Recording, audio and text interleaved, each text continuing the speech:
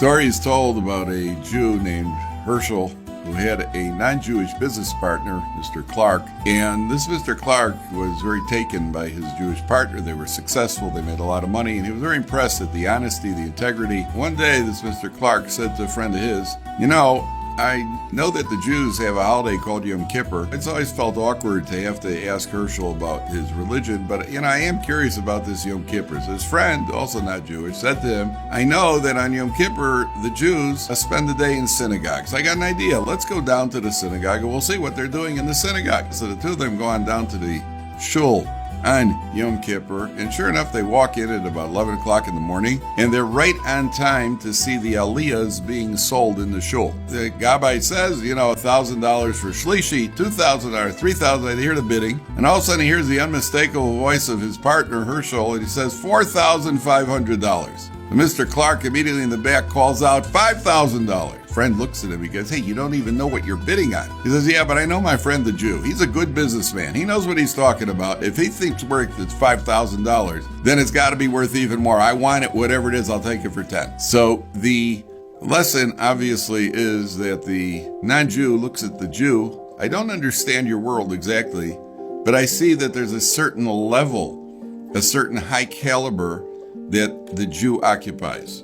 The Gemara, the Talmud states that Alexander the Macedonian, one of the original Greeks, he was marching on Yerushalayim to destroy the Beis Hamikdash, and Shimon HaTzadik, the Kohen Gadol, the high priest, went out to head him off with his entourage. And they marched through the night. And at daybreak, the two groups met. And when Alexander the Great saw Shimon HaTzadik, this is Alexander, the conqueror of the world, he got off of his horse and he bowed down to Shimon HaTzadik, the Kohen Gadol. His men said, you bow down to this Jew? He said, when I go to war, I see an image in my mind's eye of this man, and I've won every single war, and therefore I bow down to him. If you think about the Gemara says, when did this meeting take place? They marched through the night, and it was at sunlight, when the sun was shining, first broke through, that the two groups met, and Alexander saw who it was that was coming towards him. The lesson is that we interact in the world. The rest of the world sees us with the light of truth.